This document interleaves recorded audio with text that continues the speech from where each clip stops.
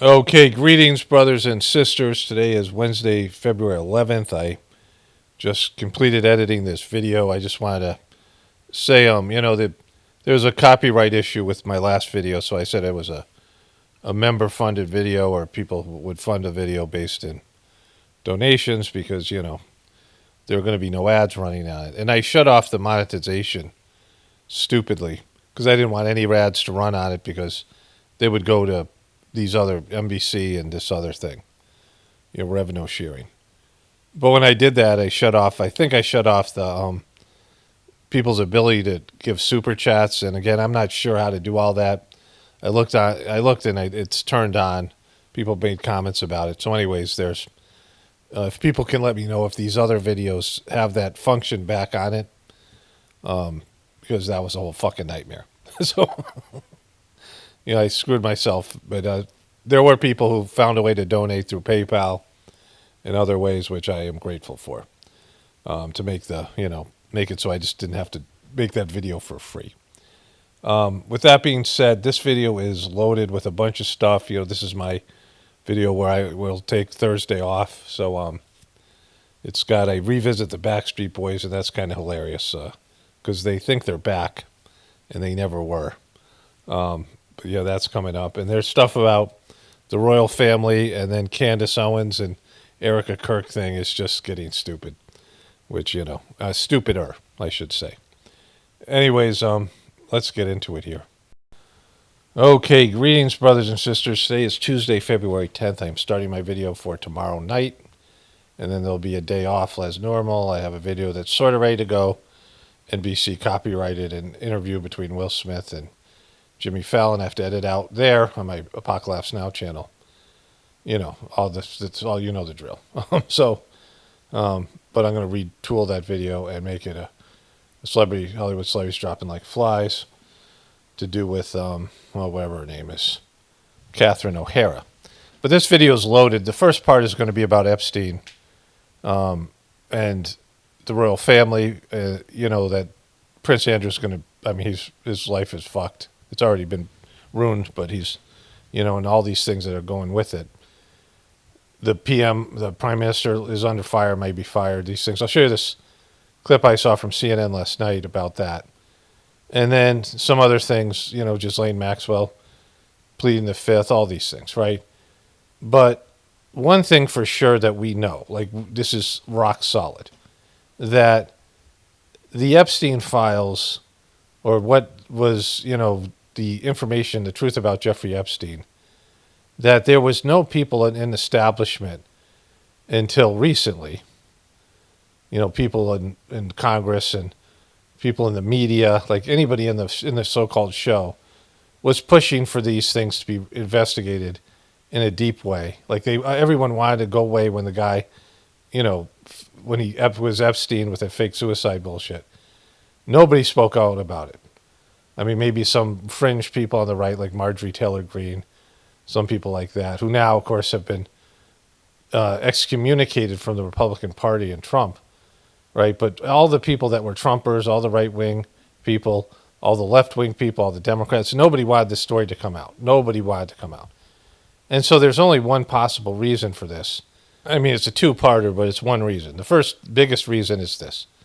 If it comes out, people would have no faith in the system. It would be so all-encompassing, the story, if you got every detail out. And again, there's millions of documents. When Jeffrey Epstein wasn't, he was just so brazen doing this out in the open. He left such a massive trail of fucking incriminating shit, right? And all these things that people who are implied and all these, on every level. So it means that the whole government's fucked, right? They know that this thing, just the essence of it could take down the people's faith in the system. Remember, we live in a system that's illusionary, a debt-based economy, and this illusion that the people in power are somehow, some of them are good, or one side is good, or there's some good people in there, or that these people are smart and they know how to run a country and a world. Like, this idea that there's some competence in the ruling class and there's some fucking decency in these things, that's just all gone. Like whether people realize it or not, it's all gone, right? And everyone knows it because this is so widespread and so encompassing that if the truth came out, it would be, would destroy any sort of credibility. And I mean, like the way everybody felt when JFK was murdered in America, there was like this sense of just doom and just, people were depressed and, overwhelming just lack of, it's the kind of thing when you feel that way, you can get sick and you can, I mean, people die, people get suicidal. I mean, there's these things that happen like a cloud over, like there's now a cloud over America and in some sense the world, right? I mean, you know, I do this thing called Sajmarg meditation, and the fourth master of the system fell like a fucking stone, right? He dropped like a bucket of shit on a rope. And the guy, he decided to partner up with Deepak Chopra. And he's getting rung up, at least by some of the people in India. Anybody associated with this, and it's a fucking global scandal. Like there's news articles in Indian paper about Deepak Chopra and these things, right? Like there's this, like everybody's getting, it's massive. And the other piece to this, the part two of why they would do it, there has to be a powerful entity that was supporting this guy, and they don't want to make it known that they're all kowtowing to this case, Israel and the Mossad, right? Because it couldn't have been the CIA. I mean, the CIA might, be part of it, but it had to be a foreign government. It's happening in England where they're going after, there's people who leak shit, like Prince Andrew to Epstein. And so that means that he leaked it not to the CIA, right? These people who have leaked information to Epstein. Epstein wasn't gathering information for the CIA from Americans. He wasn't working for the CIA. He was working for Mossad. There's only one explanation. And that's going to have, like, in terms of the year of accountability, like that's completely going to have ripple effects. When people realize that he was spying for Mossad, he was a Mossad asset. I mean, America, that should kill any relationship with Israel. And, like it's bad. So these things that are there, like we know that nobody has any credibility, even though they're pushing for this now. All the people who are jumping on this bandwagon late, they did everything in their power to make sure that, all of them, to make sure this didn't come out, right? And they're suppressing this because this is like a extinction level event, a political extinction level event for the, the well-being and the belief in America. Like people have to believe in America. They have to believe in that their vote matters. But when it's, it's both sides of the aisle, and it's, this is like, those of us who are so-called black-pilled and realize, black-pilled isn't, that's just a derogatory term. Like it makes it sound like you're wrong. Like, all the people who know the system's fucked and it can't be unfucked, right? I read these prophecies from the Whispers of the Brighter World, and there's a couple of them that list like all the shit that's going to go down. Like all the, there's going to be a century, this century, and whatever part of next century that's just going to be what they call upheavals. And, a complete, like the earth having a fucking spaz, basically. And like total destruction of everything that we've ever known, this kind of thing, right? They say upheavals is a way to minimize the, it's no good to be scared shitless of it, but it's, upheavals. And there's a line where this guy Babaji, the soul, the second master of the Sajmarg system, who's been, passed away in 1983, gave this message in 2001.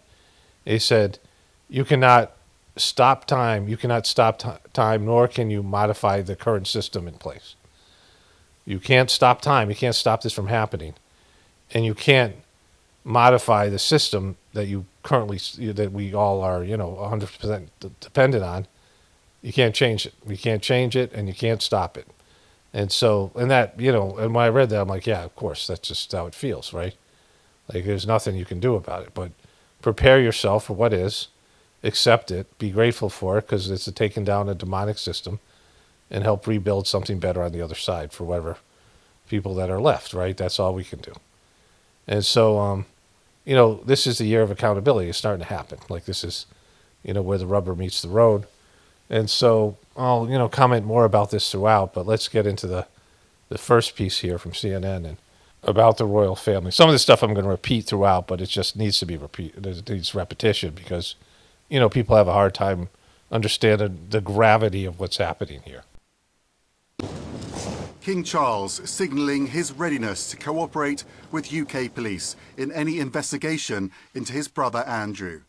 The Epstein crisis now engulfing the palace and the UK Parliament.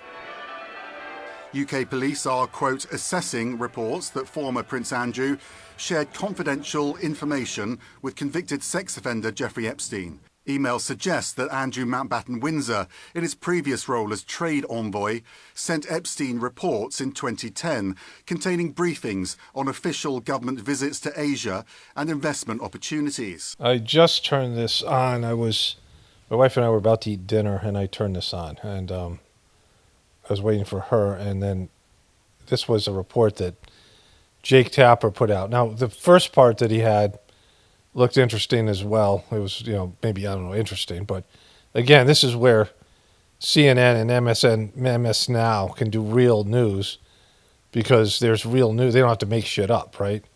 They don't have to embellish. They don't have to lie. They just have to report what's there with Trump. And, Trump's made fake news real again, right? As I said, 6 months ago. And so I'm going to show you the report with Jake Tapper that I didn't see yet, but I think it's worth looking at, and some of these other things.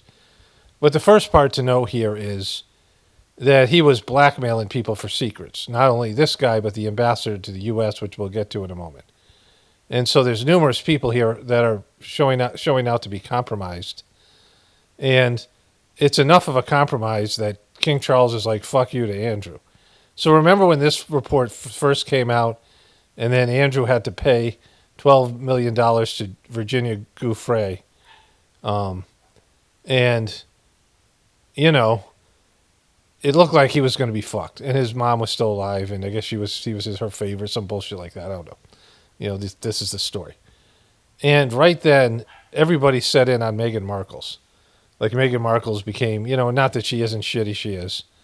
But, they turned on Meghan Markle's because she was a sacrificial lamb, right, American who, married the shit kid, the spare. And they were a distraction for this Andrew thing. But it's come back around like a couple of times. They've already defrocked the motherfucking guy. Kicked him out. They've taken away his title. They've taken away his castle, right? Like all that shit. And now they're just like, fuck you. If you go to jail, you go to jail. Like that's how bad this thing's gotten in England, right? And if it's that bad in England, it's going to reverberate over here. Trump can't shut this thing down as much as he wants to. And there's already people, and they're calling for, Thomas Massey was calling for this one guy's resignation. Hopefully I can find that part. So, that was another little clip. I think Anderson Cooper put that up.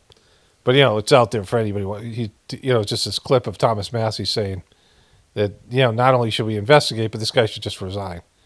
One of Trump's key guys. And so this is where we're at, right? Like, this is getting bad. Like, the chickens are coming home to roost. Prince William breaking his silence on the Epstein affair. Ahead of a visit to Saudi Arabia, a palace spokesperson saying the Prince and Princess of Wales' thoughts remain focused on the victims. King Charles reiterated the same sentiment in a later statement, saying, if they're approached by Thames Valley Police, we stand ready to support them as you'd expect. As was previously stated, Their Majesty's thoughts and sympathies have been and remain with the victims of any and all forms of abuse. So it's clear that Andrew was an abuser, and he hung out with this guy who was human trafficking. It just came out that the FBI concluded, after all this shit that's coming out now, that he wasn't human trafficking, right? Like, Trump's FBI. I mean, after all this stuff. Like, remember, this is what Pam Bondi said. When now, people are being taken down and being, this is worse than the Me Too shit. And there's no backing off now because, like, there's the internet. And it's global. Like, this is a global fucking story. And, Trump has been mentioned, like, more than anybody. He's got more pictures with the guy. I mean, they fucking, I don't know how his dumb fucks are. His dumb fucks are pretty bad, but I got a great meme somebody sent me from the TPUS gay, the halftime show, which I'll cover probably later on today or tomorrow. But it's, making fun of the people that were there, like, as their level of mental functioning. But yeah, you see this thing, it's getting reels.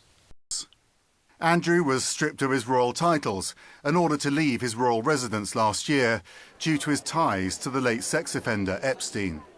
This photo showed Andrew Mountbatten Windsor with Epstein's former girlfriend and convicted child sex trafficker Ghislaine Maxwell, an Epstein survivor, Virginia Giuffre, who accused Andrew of sexually assaulting her when she was just 17. He settled a civil lawsuit by Giuffre out of court in 2022. Giuffre died by suicide last April. So remember this guy did this disastrous interview where he said he sweats profusely. He's got a sweating problem. Like he's just fucking gross. And then it was the worst interview since Michael Jackson said he liked to just sleep with boys. It's just his thing. You know, like, remember that fucking nightmare. But then she came out, Virginia Giuffre, and said that she had to dance with the guy. The guy was just drenched in sweat. He was disgusting, right? And so, you know, saying that she committed suicide, like, Jesus fucking Christ, right? I mean, does anybody really believe that she committed suicide? Like, holy fuck. But this is, you know, they don't strip your titles just because you knew Jeffrey Epstein. You did it because he was indulging. He was partaking with underage girls. Like, they know it, and they don't want to say it, but everyone knows it. I'm sure most people in England know it, and they probably don't even like this fucking guy anyway.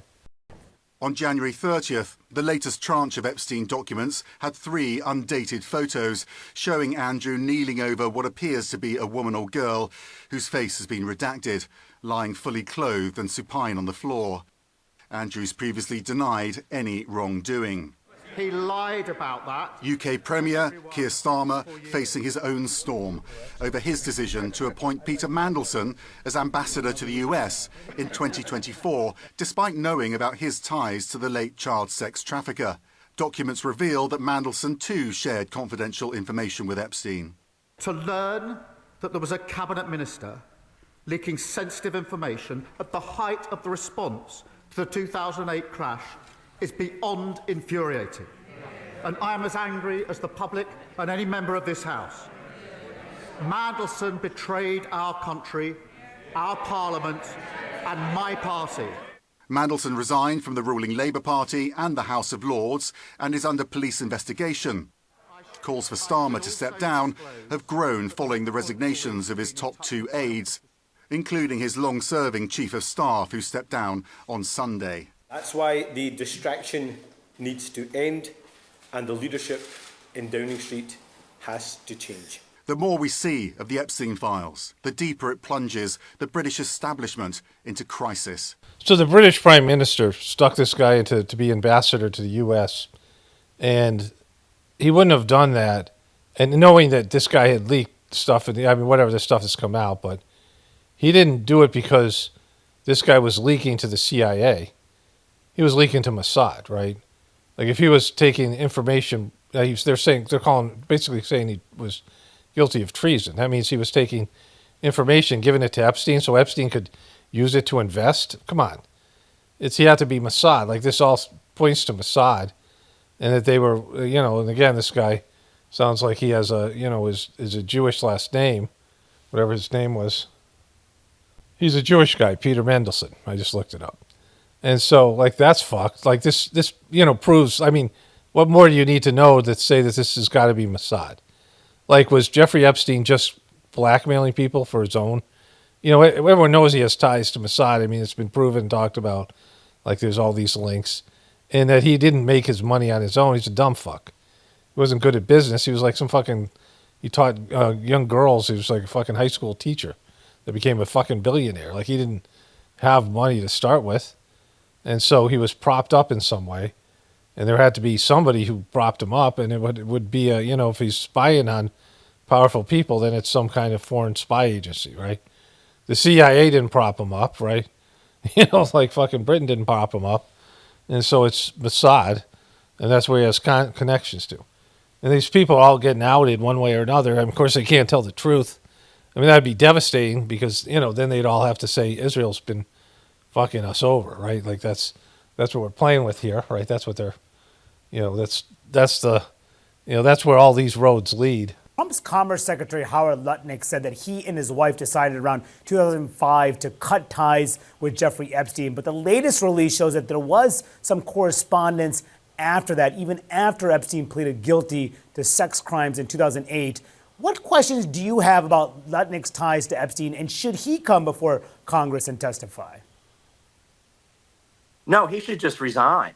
I mean, there are three people in Great Britain that have resigned in politics. The ambassador from Great Britain to the United States, the prince lost his title for less than what we've seen Howard Lutnick lie about. Look, Howard Lutnick clearly went to the island, if we believe what's in these files. He was in business with Jeffrey Epstein. And this was many years after Jeffrey Epstein was convicted, lightly sentenced, but was convicted for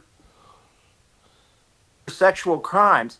So he's got a lot to answer for, but really he should make life easier on the president, frankly, and just resign.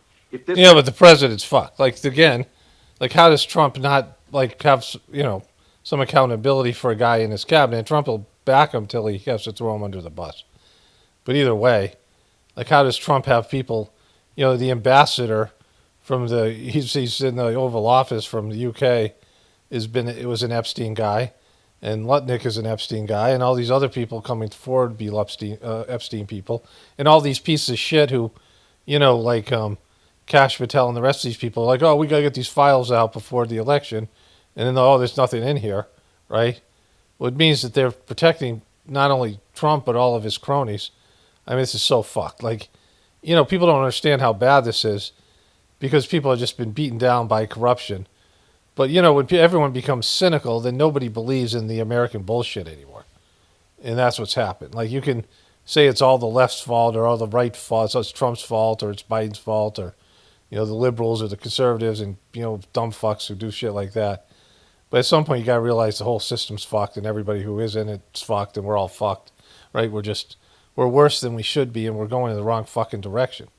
The whole orientation of our system, the materialistic, hedonistic pleasure, selfish, competitive, killer instinct system, this is what it leads to, right? This is the kind of people it produce, everybody being pleasure-centered, everyone being, off the ranch or whatever that fucking saying is, in terms of being, not connected to their soul, not living their true purpose, not playing the role that they're supposed to play, not connected to divinity within them. We're just fucking gone, right? We're just a hedonistic, shitty system, a demonic system, and it brings out the demon in each person, the ego that becomes, self-fulfilling instead of taming itself and serving the soul, right? I say this constantly. But anyway, sorry, so that's this fucking guy.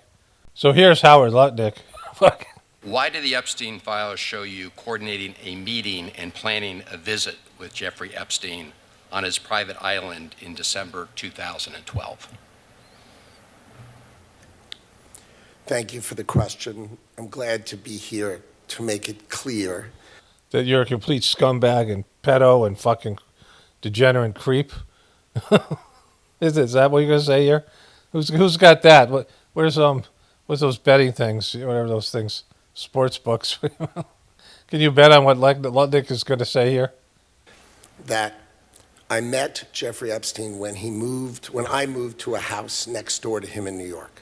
That's just crazy. I mean, like, what are the odds of you guys living next door to each other? Right, and I met him then. Over the next 14 years, I met him 2 other times that I can recall. 2 times. It just that those 2 times lasted for 7 years each. Those 2 times were a 7-year span where we were together constantly, going to his island and. That is none for 6 years. So 6 years later, I met him, and then a year and a half after that, I met him, and never again. Probably the total, and you've seen all of these documents, of these millions and millions of documents, there may be 10 emails connecting me with him, probably about 10 emails connecting me with him over a 14-year period. I did not have any sexual relationships with that woman. The Bill Clinton quote. All right, no one believes a scumbag, right? You just tell he's a fucking, like this ghoulish fucking scumbag.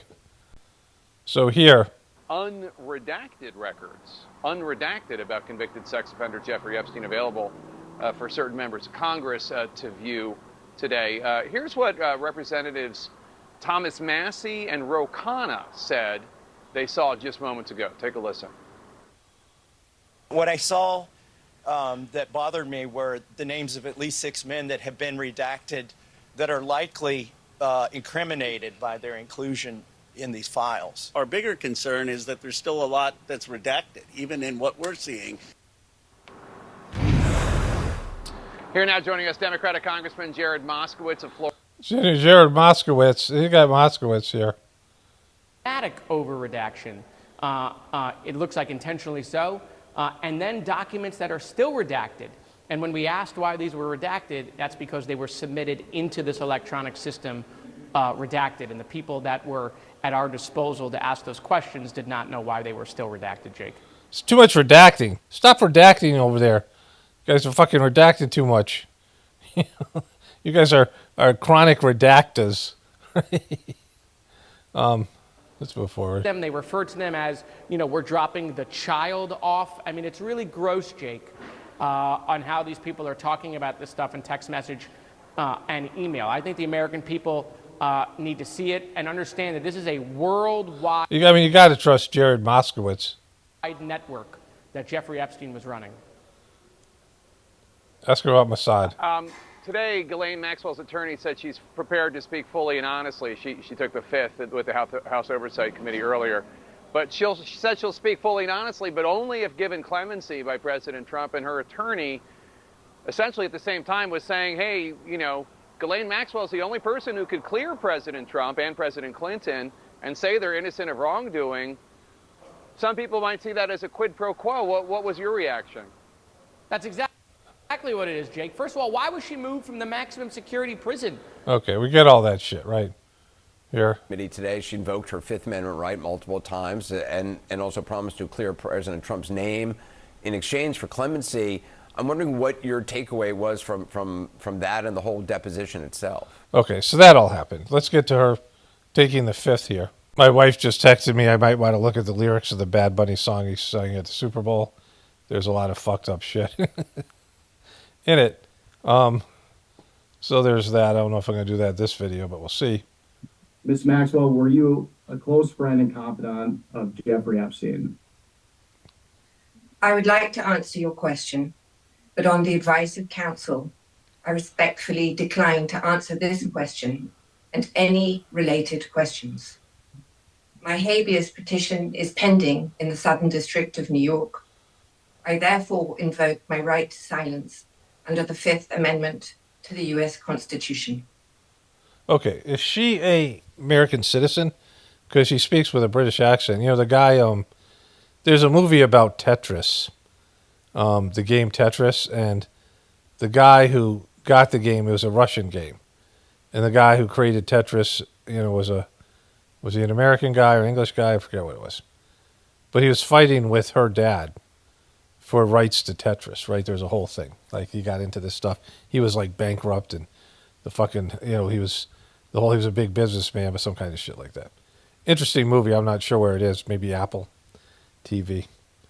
I enjoyed the movie. It was kind of the whole thing.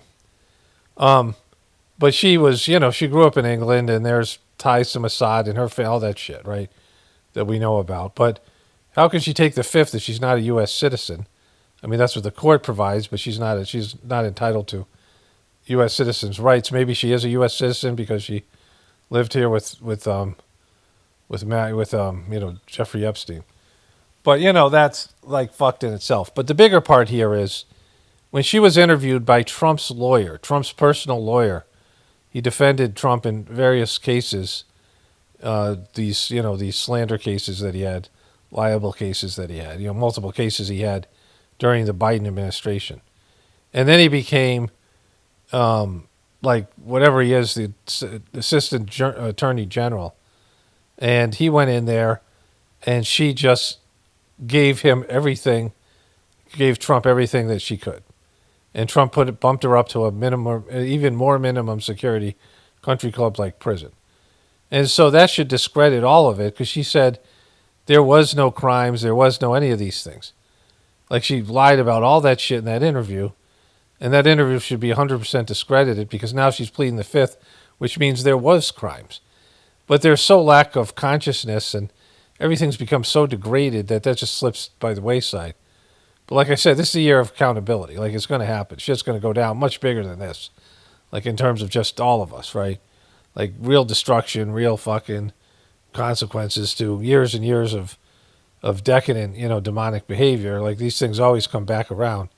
You can't go against God's will forever, unconsequenced, right? There's, not that God's punishing you, you're punishing yourself. Like, you're doing things that come with consequences, right? Like, when you smoke cigarettes, like, the more you smoke, what are the consequences? Lung cancer, right? You eat carcinogens, cancer. You eat foods that cause heart disease, you have a heart attack, right? Like, these are the consequences, right? You stick your hand in a beehive, you get fucking stung. Like, these are things. You realize you put your hand on a hot stove, you get burned.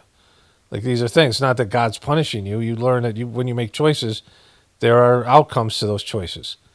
It's the bare basic idea of psychology, the behaviorist model, where there's consequences, right? There's cause and effect. And so, like, if you go in a certain direction that's against your soul's path, there's a correction that goes with that. Like, it's a thing. Like, it's a thing. All right. Let's see what. Let the record reflect that Ms. Maxwell has invoked the Fifth Amendment against self-incrimination. Ms. Maxwell, please be very clear. Are you declining to answer the question put to you solely on the ground that you believe the answer will incriminate you? I invoke my Fifth Amendment right to silence. Ms. Maxwell, did you at any time play any role in Jeffrey Epstein's activities involving the recruitment, grooming, or trafficking of young women or girls? I invoke my Fifth Amendment right to silence. Okay, so, she just goes through this. And all this shit that she said to this guy, whatever that fucking lawyer's name is, Trump's lawyer, is now null and void because she's admitting to crimes, right? So, like, and that's everything she said about Trump to get into a custody because Trump's guilty as fuck, right? He said Jeffrey Epstein was a terrific guy, and he said, he likes young women. I mean, amongst other things, and he's done, like, Trump is totally fucking guilty, right? I've known that for 15 years. I mean, 10 years or whatever it is. When I first read that quote, and I knew Trump, his character. We know he was guilty with Stormy Daniels. We know he's guilty with all these women coming forward. Some of them. We know he said ground by the pussy. We know he used to walk into the dressing room of these girls and say that he could get away with it knowing it's a wrong thing to do. Joking with Howard Stern, all that shit, right? He was a piece of shit. Trump has always been a selfish, greedy, womanizing piece of shit. And, he's got no moral character, no moral fiber, no moral compass. And, he's always been the big fish here. But this is, all of it should go down. And then all these people that lied on his behalf, his whole administration is compromised because they all know he's guilty and they went along with it, right? Every one of these people. And then what does that do when everything swings back and they start censoring us again? Some guy got to go outside. The guineas are making a big racket. So I think YouTube recommended this to me. It's local 10 news from somewhere. I don't know where it is. From some city. Chilling warning for parents as MRI scans show phones are. As parents, we already know it. Excessive screen time, excessive emotion. But what if... It's Australia. It's much worse than that. Can you see the screen all right? Yeah. This is 5-year-old Rose. She was one of 60 kids to undergo an exhaustive study in the US, using an MRI machine to scan the brains of kids aged 3 to 5 years old. The results, truly shocking. Interactive screen time causes a loss of white matter in the brain. Boom. Okay, so something we've already known for a while and talked about. So when my kids were really young, we got this like CD. This is back in the CD days. This is over like around 20 years ago. Longer than 20 years or whatever it was. Kids were toddlers. And we got this one, this program, and, one of my sons was like, 2 or 3 years old, and he got on the computer, and it was just like a little bunny. It was a bunny, and it had like 4 buttons that you could use your mouse to scroll over. And when you did it, it would play a song or do something, but nothing extraordinary. Very limited stuff. Very limited outcome. And he was on it for like an hour, and we tried to take him off, and he went nuts. Pitch a fit, a tantrum, and it was demonic. And we were like, fuck. We put him on maybe one more time, and it was like that. We were like, this is bad.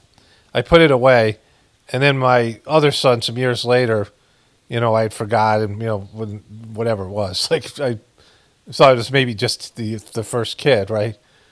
And I tried it with my second son, and he reacted the exact same way. And that's what I knew, like, this was totally addictive, right? Just even as these toddlers that are walking around with iPads and all that shit, right? Like, it was like, it was a shitty little program. Like, I can't imagine even be interested in it because it didn't really do anything. And, so that's the effect it has.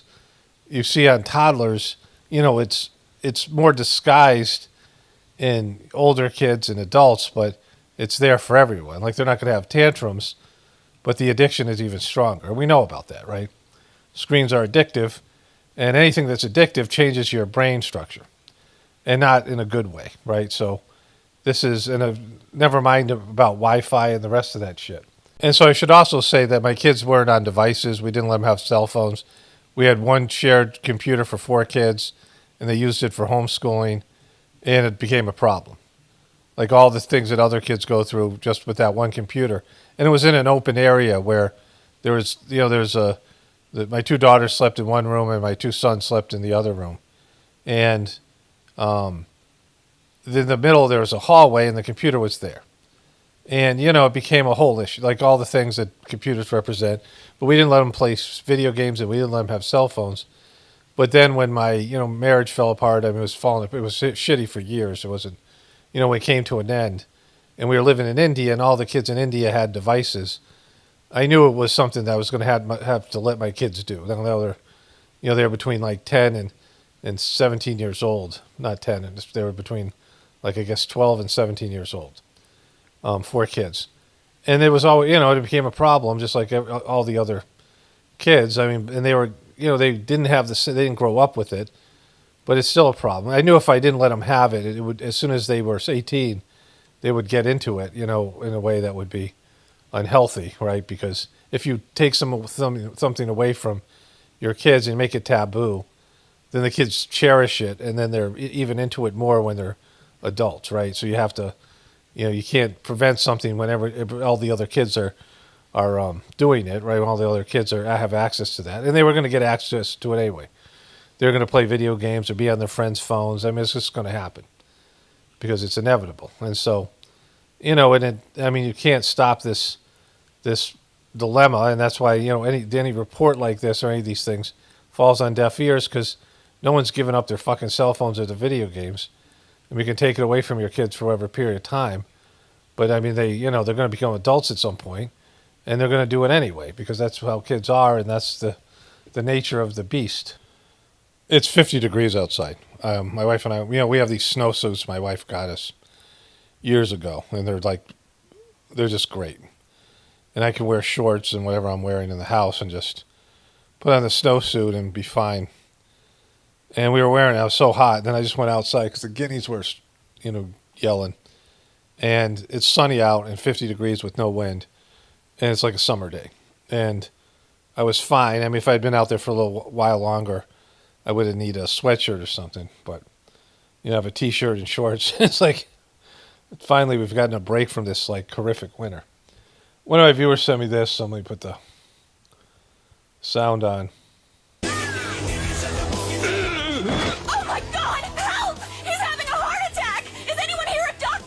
No fucking way someone's a doctor here. All right, so you're getting dumb fucked. If you're one of these people, you're getting dumb fucked because, you're being like, this is dumb fuck shit, right? I mean, it's as dumb as the liberals have been, and as much fun as you've had making fun of their stupidity. Like now, your guys are getting dumb fucked, like all the Trumpers, all the TPUS gay people, because you've bought into something that's clearly fake. Like clearly, it's very obvious that everybody sucks. There's no redeeming people out there. There's no leaders. There's no good side. There's nobody going to make America great again. There's no quality people. There's no, people with integrity. I'm talking about the power system or the celebrities, all these people. They're all compromised. It's just whatever degree of depravity that's there. Like they're all, that's America in general. Like there's no saints. There's no, even the good people would be so much better off in a different system. Like we're all less than we would be. And so we've all been compromised by a system that's just taken humanity in the wrong fucking direction.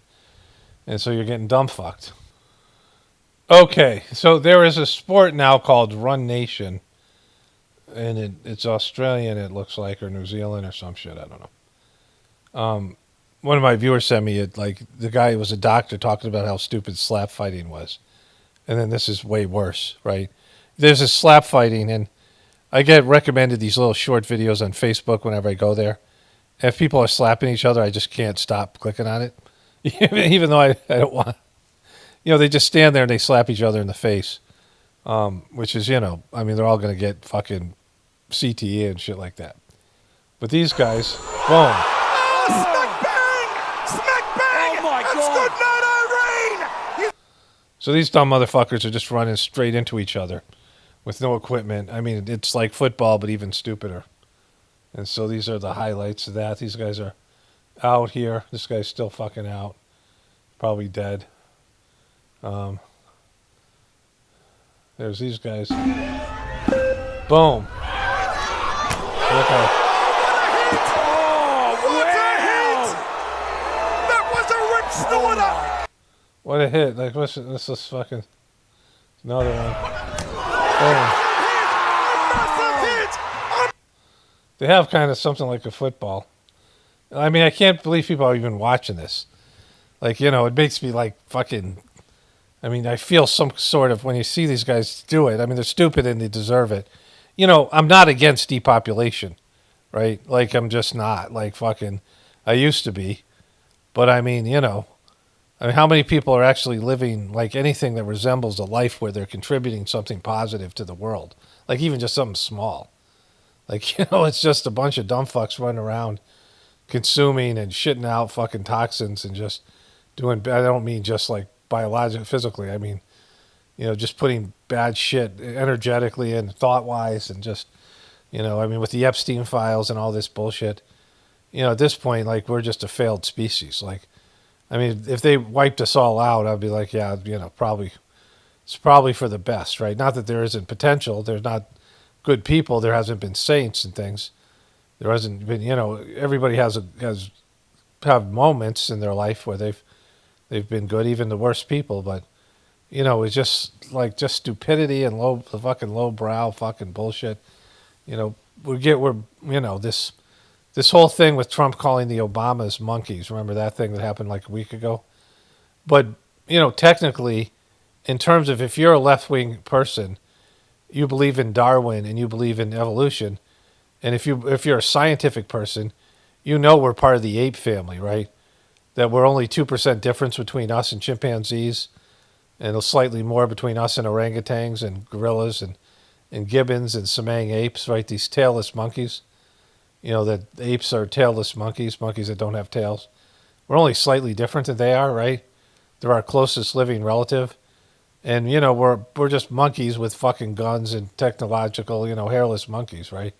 Like that's what we're connected to. And so, and we're not... we have shit that we're not mature enough to use. We're just like, we're a degraded species. And the evidence is overwhelming. Just go to fucking Walmart, right? Okay, so my wife had told me about this and people sent me messages. I haven't seen the tweets. There's these tweets of Erika Franze, and she seems to be grooming, when she was 25, a 15-year-old girl. So, there's that. I don't know if the tweets are real. I haven't looked into it yet. I'm sure it'll come back around. I don't want to cover it today. But, I'm just throwing it out there. Like, that's out there. People send me the tweets, whatever. I'm just, I looked it up on Twitter. I saw some tweets. I don't know what the thing is. So this is entitled TPUSK Wins the Super Bowl. Now, they have 35,000 views on this and only 800 comments. And other comments are like, you guys suck. Right? Which they would totally get if this was... They're starting to block people and censor comments. I'm sure there's videos about people talking about it. But I know that to be true because, up to this point, they've been getting hammered all the time. But they didn't win the Super Bowl. Kid Rock, are they talking about his song that has, a reference to the island and talking about underage girls are not statutory, they're mandatory. I mean, this is Kid Rock. He's just such a scumbag. But the lip syncing was off the charts, and they bought views. Like, there's no way they got all the views that they're saying. But here they are taking a victory lap for, something anybody with any kind of intelligence knows is lies, right? Blake, what happened over the weekend? I'm not even sure. Well, there was some sporting event. It was really boring. It was actually. It was actually quite atrocious. It was probably the worst. I'm very happy with the result, but it was not an exciting progression to that result. Oh my gosh, what was the to say the halftime least? score? It was I think 6-0 or 12. I think it was 12-0. I think it was 6. I think it was 6-0 at the half. These two manly men, right? These two beta males sharing one testicle. The twinks, right? are really twinking it up. And 12-0 going into the fourth quarter, and then we had they even let me down in the fourth because it would at least be cool if we got the first shutout, right, or if there had been no touchdowns the whole game. No but touchdowns, it's a little shutout. Both teams got touchdowns, and we just kind of got a normal final score. Pats got sat on. But the game was not normal. The game was like too normal. It was nothing but normal plays, and then it's too normal. The game's it's too normal.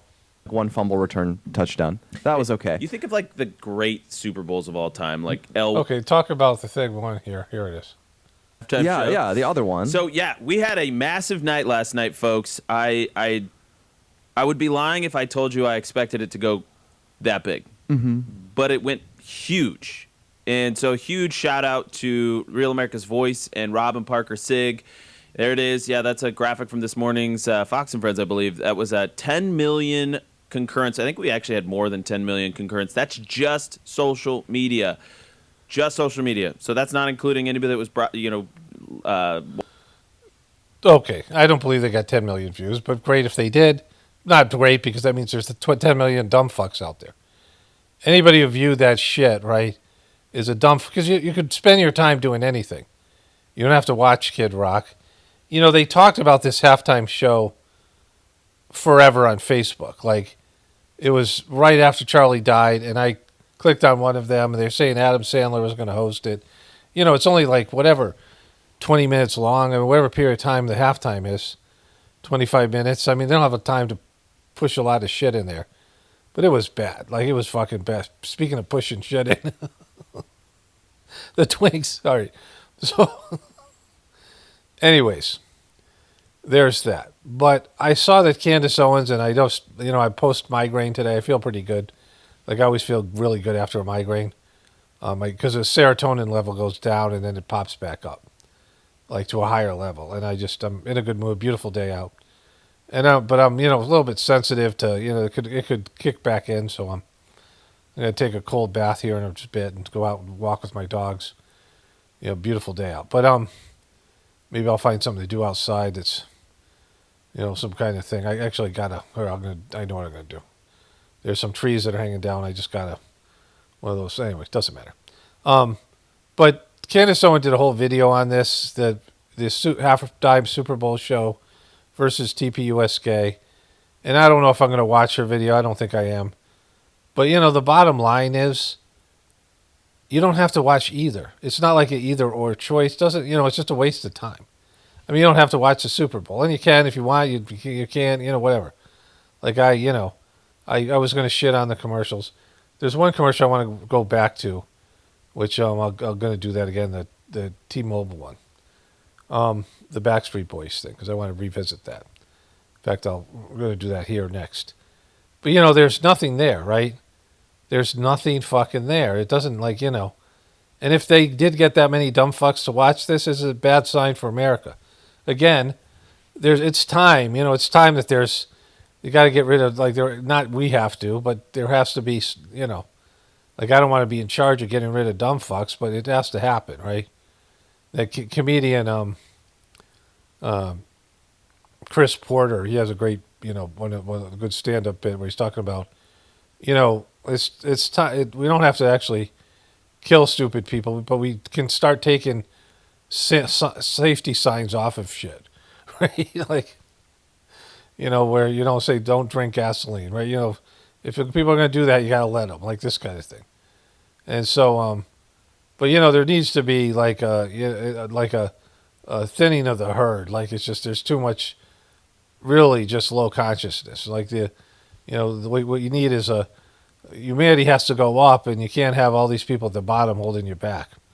Like, collectively, there has to be a surge in our consciousness, and it isn't going to happen with 6 billion dumb fucks out there, right? Like, there needs to be, where we're the lowest end of the, like, that we're the dumb fucks, right? I look forward to the day where I'm in the lower fucking 10%. Like, I'm looking up going, hey, what are these fucking people talking about? I don't get it. Like, I look forward to that day. Because where we are now is it shouldn't be this way. Like, if I was the lowest consciousness person on the planet, like, I'd be happy. That'd be a great thing. But unfortunately, it's not true. All right, so there's that. Okay, I want to shit on this commercial some more. Really, the Backstreet Boys, because the song, this fucking stupid song, went around my head, and I was like, this song sucks. That way. But let's go through it. Like, if you think a cell plan's just a phone in your head, Backstreet's back. Backstreet's back. Backstreet's back. It's back. It's back, you guys. Backstreet's back. It's fucking back. It was never fucking there, right? What do you mean you're back? You're in a fucking T-Mobile commercial. You think you're back? You fucking prostituted your one fucking song that everybody remembers. And you changed the words to commercialize it for a cell phone carrier that wasn't even around when you guys were in your fucking heyday, which was, a bad time. I mean, you're not fucking back. You were never there, right? And so, well, let's go a little bit further here. You give a wink. Look at him wink. Look at him give a wink. Look at these fucking... This woman, like, she's screaming. She's like fucking older than me, right? She's like 65. And her fucking... Why would her daughter care? Like, she'd be like, who are these gay dudes, right? Like, her daughter wasn't around when these guys were popular. There are these bands, Justin Bieber's one of them, Britney Spears to whatever extent. They're pop music icons for preteens, young teenagers, right? An embarrassing phase in your life. For me, my generation was disco and some other shit, even hard rock to whatever extent. And there's some reminiscence about it, some nostalgia when you hear some of these songs that you liked when you were a kid, when you were younger. Some of them, stand the test of time. But boy band music fucking doesn't, right? And if this was like your fucking... You had a crush on one of these gay Backstreet Boys when you were that age, you outgrow it. The majority of people fucking outgrow it, right? They don't have a bunch of people who are diehard fans. Otherwise, they'd be going on tour, and they would be doing things, they'd be relevant in some way, and they're fucking not, right? They're an embarrassment. Like, they cater to, they're like grown-ass 25-year-old dudes catering to 8th graders in some, bizarre fucking, world we live in, right? And the boy bands are like the most embarrassing, right? That, that genre of music. Clear at T-Mobile, it's better here. Okay, so... Fans. What? Here. Hit the fans. Hit the fans. Hit the fans. Hit the fans. And so that song is horrible. Like, there's one song you remember from them, and it's called That Way, right? And it's very, very white. Tell me why. Tell me why. Tell me why. Tell me why that I say that why the Backstreet Boys are so gay. Tell me why. This fucking thing. Just really fucking annoying. I mean, just, and they played it all the time, and they still play. It's like elevator music now, right? And they exhuming these things. It's like showing you the, like this is the past, right? This is the nostalgic past. This is when America was great. Make America great again. Tell me why.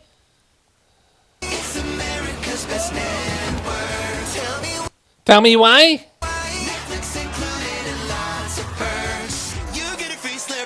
Tell me you see Slurpee. Tell me why. Okay, so you've been reduced to giving away free fucking Slurpees. You're pitching for free Slurpees at fucking T-Mobile on a Super Bowl commercial. Expects more from their carrier, but maybe it's time you do. It's true. It's fucking true. That guy's selling himself out. I think that guy's famous. I've seen him before. Like big savings, T-Mobile's the one for you. All right, this. I think this guy's famous too. I don't know.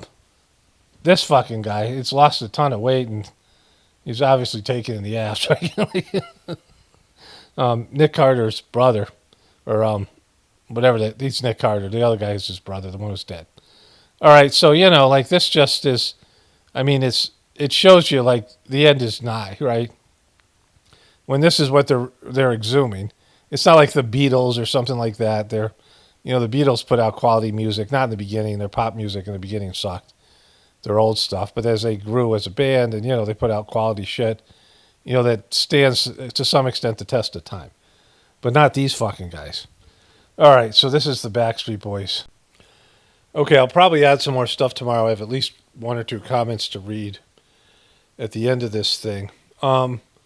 So I wrote, Erika Kirk grooms a 15-year-old girl in Gemini, and the person says, as of February 10th, 2026, today, a newly highly explosive allegation has surfaced against Erika Kirk, Erika Shekels Kirk, CEO of TPUS Gay, widow of Charlie Kirk, claiming she engaged in grooming behavior toward a 15-year-old girl over a decade ago. These claims are the latest escalation in the ongoing civil war between Erika Kirk and Candace J. Owens following the death of Charlie Kirk in late 2025. The origin of the allegation, February 9th, 10th, 2026, the controversy erupted within 24 hours when an X, formerly Twitter account, which was youth-coded back in 2014, began posting what claims are receipts for interactions with Erika J. Kirk, then Erika Francois.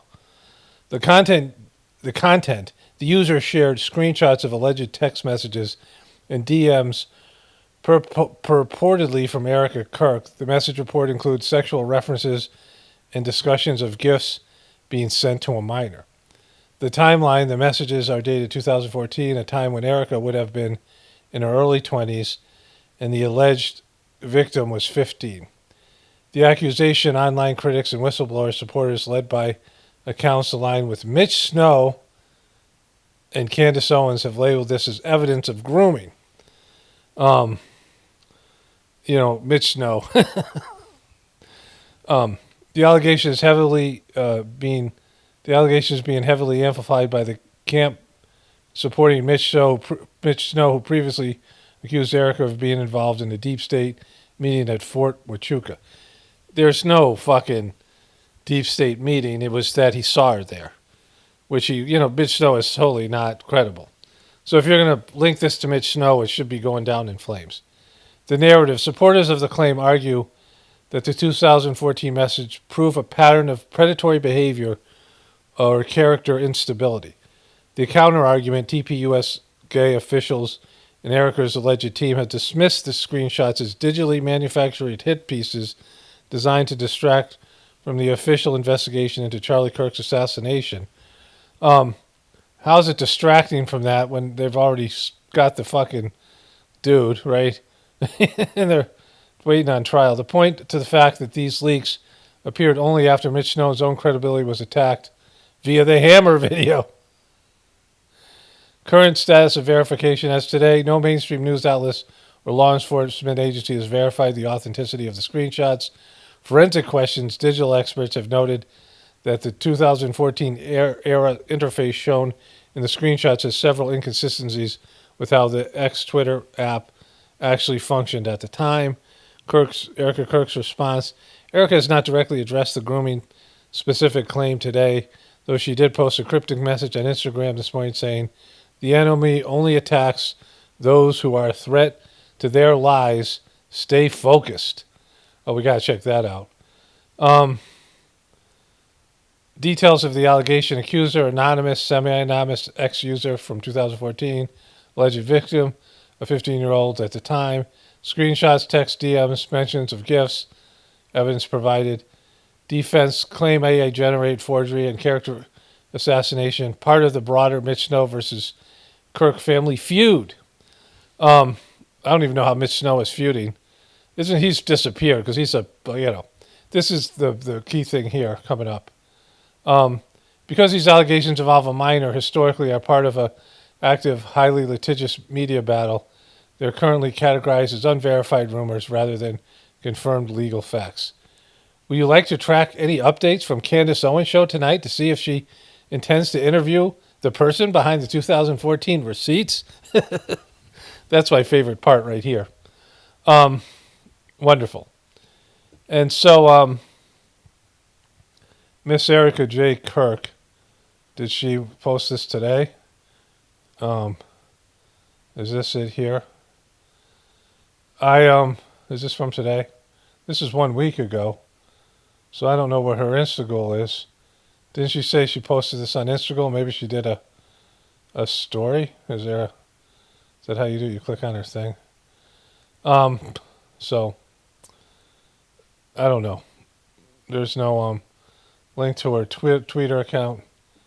What was the thing that it said here that it posted on her Erika's response? Erika's response, she claimed to Instagram this morning saying, so I don't know if she got rid of her Instagram post, because this is the latest one here. What are these things?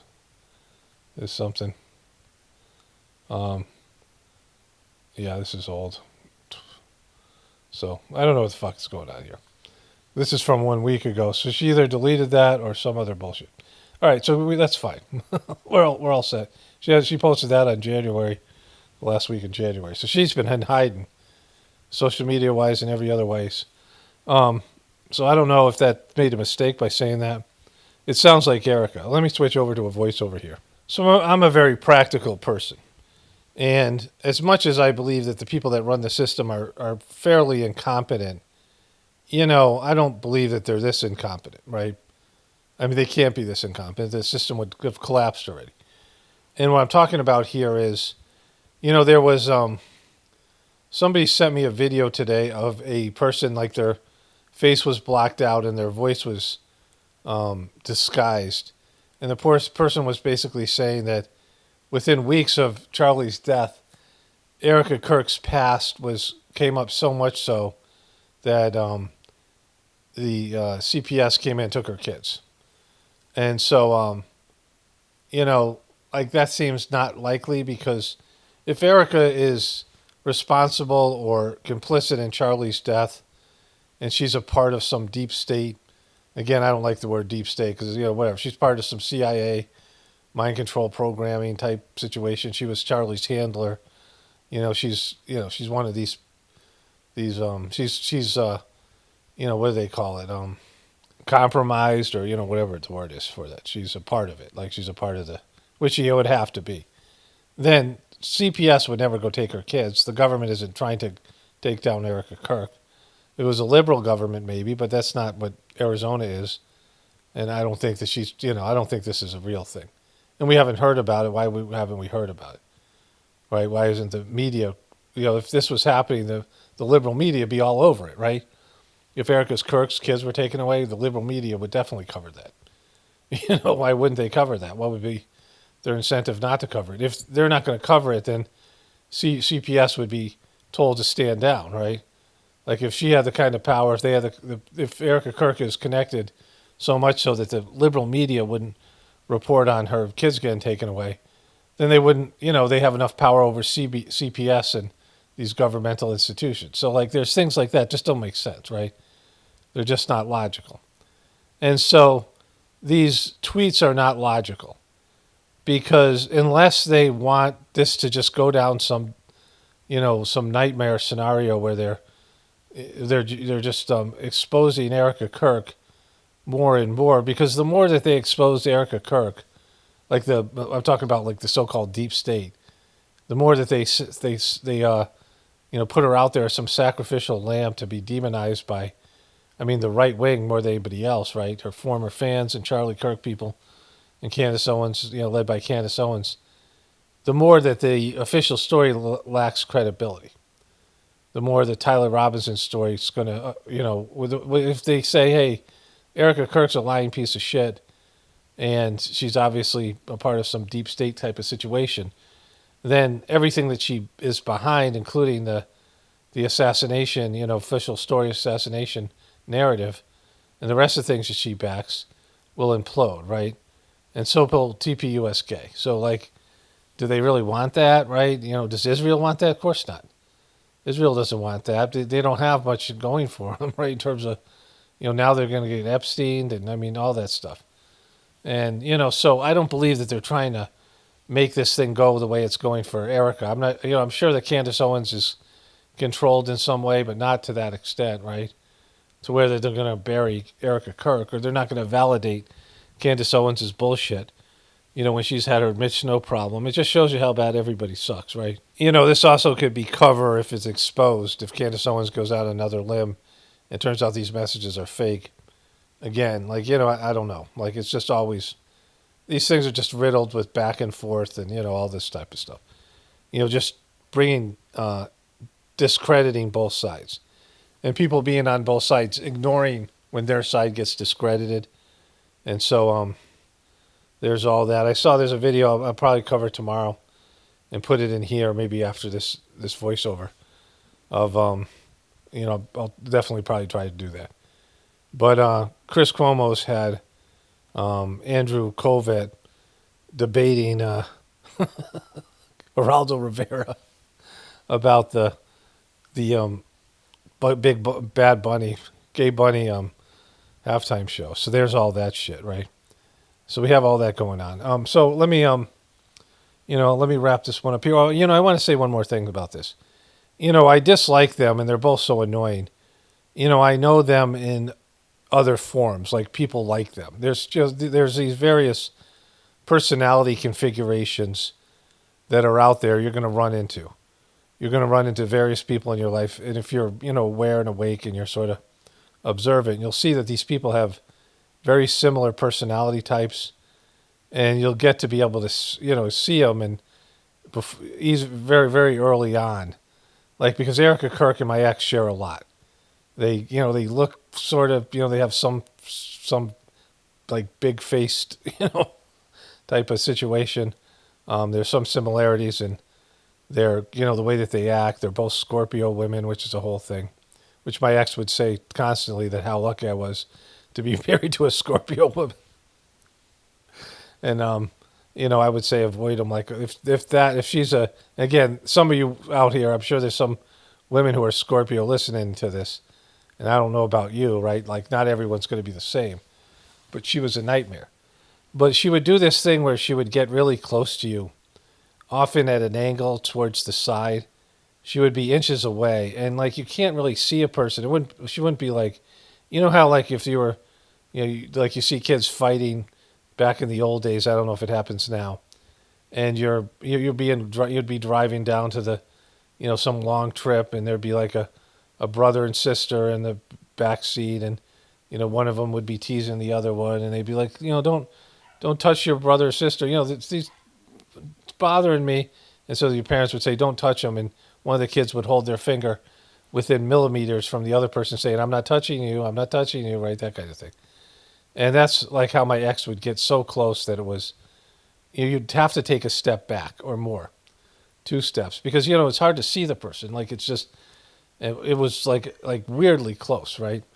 And she would say, well, I'm your very own wife, or I'm your very, very own mama to my kids. And we all thought it was weird, and she would act like a victim. She would get weirdly close. And you see this with Erika Kirk with her weird interactions. And so, I don't know if she's been sexually abused or she's a part of some beta kitten program. My ex was, abused emotionally and physically by her mom, and sexually and physically by her dad. And she was at least that's her story, and she was a fucking mess. And so I don't know if Erika Kirk's got the same thing or whatever's going on with her. So then you could see her maybe possibly grooming some girl. But you would think that they would have scrubbed that shit before rolling her out there. I mean, I don't know what role they expected her to play, but if they expected her to sort of swoop in and take TPUSK to the next level, my God, how could you possibly think that? And if you left all these, ex-boyfriends and the amount of lies and the fake grieving, like when you do some screen test of her grieving before you picked her for this role, I mean, she's just terrific at it. So, it doesn't make much sense. We'll see how it plays out. Like they have some ending to this thing, but I think it's just going to go on like this forever, and people just will lose interest and then move on to something else, and there'll be some infighting. But Erika Kirk is certainly like dour and fucking miserable, and I showed you the last time she looks broken and all the rest of it. Okay, so there's that. Let's I'll move on to the next thing tomorrow. Okay, so two things to cover here. The Candace Owens thing is coming up. Her and the Erika thing is just getting silly. Erika, nobody knows where she is, Kirk. Or hiding herself, Kirk, I don't know. But let's watch this goofy shit first. What's the statement? What does it mean? What does it mean? Let's bring in Turning Point USA spokesperson Andrew Colvette and one of the most well-known Boricua, Puerto Rican American Geraldo Rivera. You mean Gerald Green? There he is. Geraldo, let me get your take on Bad Bunny. What did you make of the questioning of him only speaking Spanish or the imagery? What did you take away from it? That's so silly. Would you have an Italian tenor translate the opera? It is... Okay, that's already gay and stupid. Let's get to Andrew Covert's whiting here. You would have them. You wouldn't. Why would they sing opera at the Super Bowl? Like fucking stupid. This would be. With one leg, 24. Here we go. Here we go. Andrew Covert now is out there. Yeah, and I just want to quickly respond to what Geraldo said. With all due respect. All due respect, Geraldo. I don't feel like we were trying to pick a fight at all. We weren't trying to sow division. There was a lot of people wanted a different alternative. We responded. There were so many alternatives. Like all the internet is like full of alternatives. Like it was like, I have to have a halftime show. I need a show that's during the halftime.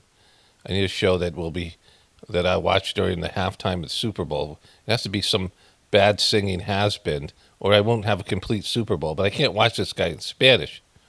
So it has to be Kid Rock. Because there's no agenda. There was no hate. We weren't, coming after him. We just said, listen. But wait. How come not for Snoop, not for Eminem, not for Dr. Dre, not for Usher, not for Rihanna, not for Maroon 5? Why? Well, that's where you're wrong, now? actually. Why for Bad Bunny? Yeah, well, I mean, actually, it was funny. We discovered this when we were putting this event together, Geraldo, is that we saw tweets from Charlie that would go back to 2012 with one tweets from Charlie. Like 2014, one like, and he would go viral again and again and again. And I think, listen, this was just one of those things where a lot of elements came together. And, listen, I speak Spanish. I have Hispanic in my background. What do you mean you have Hispanic in your background? What does that mean, you have Hispanic in your background? All right. These two rocket scientists debating about something that means nothing. I thought it'd be funnier. That was a weird accent by Geraldo. What is that accent? It's not Spanish accent. It's something else. I don't know what it is. I mean, it's an accent that I haven't heard before. And I didn't even know Geraldo was still on was relevant enough to be on News Nation. Right? All right. Let's get to the Erika Kirk, Candace Owens feud thing here. Okay. So, I had that bad headache the other day. Was Sunday? What's Sunday? Yes, the day after the Super Bowl. So it was Monday. And then Tuesday I felt better. The headache lingered a little bit. I felt really good yesterday. And then I woke up last night with the headache twice, and then I, like, in the middle of the night, I'm like, fuck, the headache's back. And I woke up this morning, it was kind of mostly gone, and but linger a little bit. And so I just, I don't want, like, to listen to, like, stuff that's just, whatever it is. Like, I'm more sensitive to bullshit, right? When I like, when I have these lingering migraines. It's, I don't want to, it's a beautiful day out there, too, again, so I would wrap this thing up. But, I didn't watch her Monday thing about the Super Bowl because it was stupid. And I really want to get off covering this thing as much as possible. It's kind of resolving itself. But, it's at a good point in the story where she's finally come out. And it's her against Erika, which it was all along. Which she admitted, right? And she's been lying about this and dragging on about whatever it is. It hasn't been about Charlie and Charlie's murder. She, basically, she's a liar, right? She's a deceiver. She deceives her audience. She strings them along. It was never about that because he betrayed her. Like, so she finally came out and said what happened, which was he lied to her face about a meeting with some Zionist and taking money from him. And Charlie lied to her, and that's why she left Turning Point. And she felt betrayed and hurt by him. And at that same time, Erika started to take over the puppet strings of Charlie and be his handler and advisor. And he started to go in this pro-Zionist direction. And clearly, her and Erika didn't like each other. It was obvious. Like, truth was finally coming out. This has always been about her getting jilted, like her help building TPUSK and being a part of it, and then being kicked out by Charlie and Erika. Like, and then, him. And then that was when she first said something about Nazism and some other things that were controversial. And then she went on to, years later, talk about, go after the Israeli government things. And that's when Charlie bailed on her again. And he was taking all those shekels, and then he started to realize the writing was on the wall, and he couldn't keep that position and still retain his audience. And then he was toying with the idea that she was coming back. And she kind of relished that idea, maybe whatever it was. And then he was killed, and she felt, like she got screwed over by it. Like, it's just been about her. She holds grudges. She's vindictive. And not about truth or anything that's important. This is about her. She has an agenda. Like, she has a clear agenda. And she's puppeting her audience to... And her audience doesn't need to be puppeted because they don't like Erika. And they don't believe the official story. But it's clear. Like, she's, admitted to it without admitted to it. I mean, she's basically admitted to it. Like she talked about how much Charlie was her good friend, but he hurt her and kicked her out at Turning Point, basically by his, he chose Zionism and Erika over her, right? And she was not happy with it. And so she's pushed this agenda. So she says something incredibly stupid here. All right, you guys, straight to jail for questioning at least Erika. I don't care who's mad. I really do not care who wants to be upset after this episode. Really, you'll be wasting your breath. You can spend $1 billion on influencers because this is all becoming increasingly inexplicable. You are asking me to be an idiot, actually, and I cannot do that for you. Someone once commented beneath this show that if the situations were reversed and there were this many verifiable lies that Charlie told regarding the murder or assassination of his wife, Charlie would be in prison awaiting trial. And I actually agree with that assessment. We are... Okay, so the lie is based in internet bullshit, right? So she says the title of this video is, here's why it's time for the police to question Erika. And that's not going to happen, right? So Erika did not shoot him, right? We know that. She was not in the same area. She wasn't in the audience. She wasn't, she didn't shoot him, right? So she is not responsible for his murder. All the lies that they claim she's told are about, the stuff that have to do with Mitch Snow and the rest of this bullshit that Candace is pitching. And for whatever reason, there are things, most of these things is Candace Owens saying, I have questions about this, and this doesn't make sense, and she's really with this person. And so she has a lock-solid alibi. We know for certain that Erika Kirk did not kill Charlie, in terms of any of these things. And we know she wasn't the mastermind behind it, right? Because this is something where, in Candace Owens' world, it involves, first and foremost, Israel. So, like, Erika Kirk didn't go to Israel and go to Trump and say, I want you guys to kill my husband, right? And that she didn't go to the president of France, the Macrons. Like, she has these weird grudges about stories that mean nothing, right? Like, you got to understand that none of these things are going to change anything. But the Epstein thing is going on right now. And the Epstein thing could really damage Israel. Like, she is against Israel the way that she should be, Candace Owens, and against what they did in, the genocide and the parasitic relationship. And truth coming out, that's kind of the big thing right now, right? Like, it's having huge ramifications overseas already. It's a big part. It's like the center of British politics right now. And it's about, and even Charlie, before he died, Charlie Shekels, the guy was completely shackled up. It took hundreds of millions of dollars from pro-Zionist Israeli donors. He said that Jeffrey Epstein, it was the first video clip I saw. He said that Epstein had to be connected to Mossad, right? And, if Mossad was running, but Mossad was running Jeffrey Epstein, right? Israel's running Jeffrey Epstein. So there's no doubt about that. Like, that's just, everybody knows that. I think we all agree with it. If anybody doesn't not agree with that, that's not like some Zionist shill that happened to fall upon this video. Like, everyone knows that happened. And, the big winner, when I said, when you look at this, Charlie Kirk murder, the first day, I didn't know who Charlie Kirk was. I didn't want to cover it. And my wife sent me a video of him on TikTok, Twitter, not TikTok, on Twitter, saying that he was, and I showed you guys the clip, that Charlie Kirk believed that Jeffrey Epstein is, connected to Mossad. And there's nothing in that clip I didn't agree with. So it wasn't about beliefs. I was like, well, this guy's a piece of shit, Charlie Kirk. I didn't know anything about him. Like, I had heard his name a few times before. I was like totally, I didn't know anything about this, wasn't going to cover it.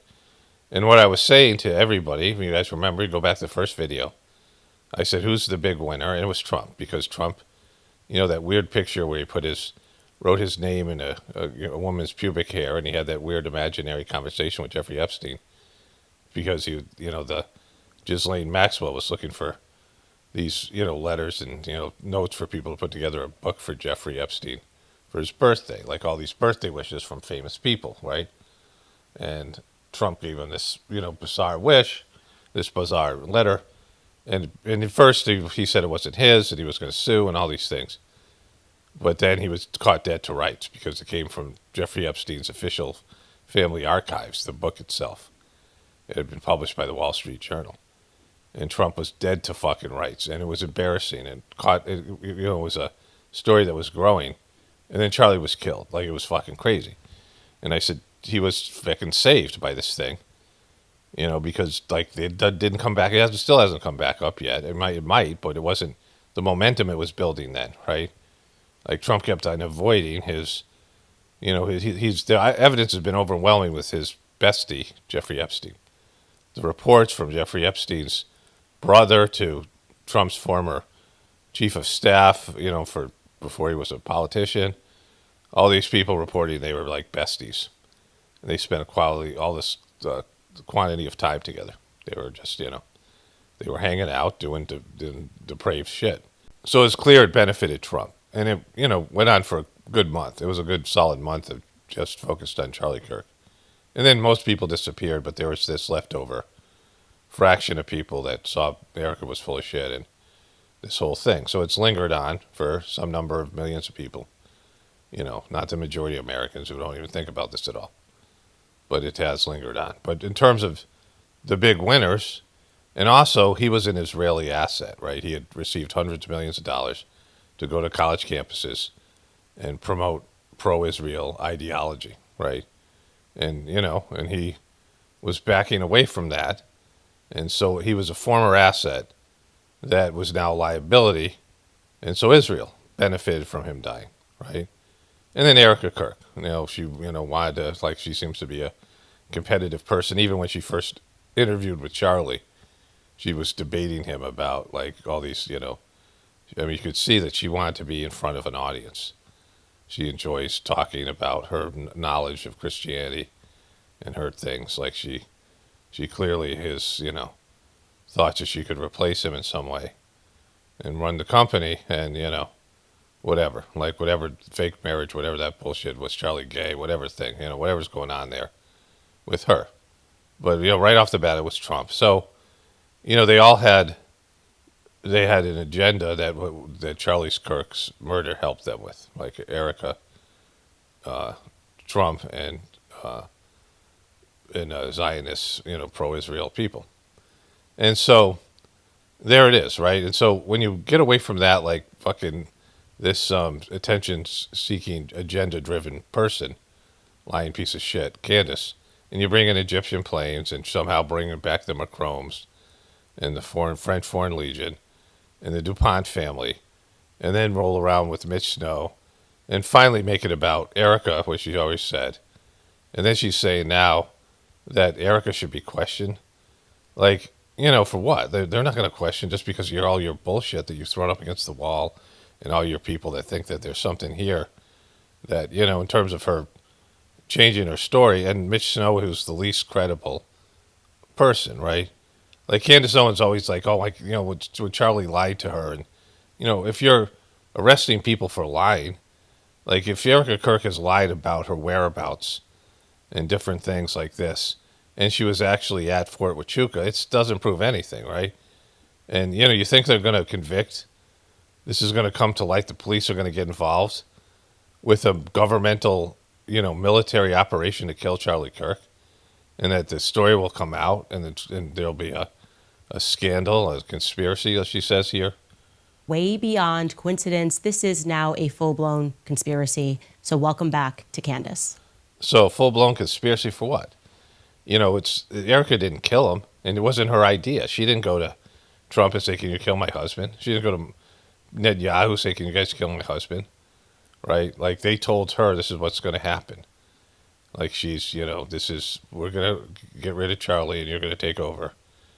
And you better go along with it or whatever. She probably didn't need convincing. Like, whatever will happen here, right? Like, maybe he's not even dead. We don't even know. Fuck, whatever happened. Like, she isn't the mastermind behind it. But Candace is going after her, and it's smart for her because people don't like Erika.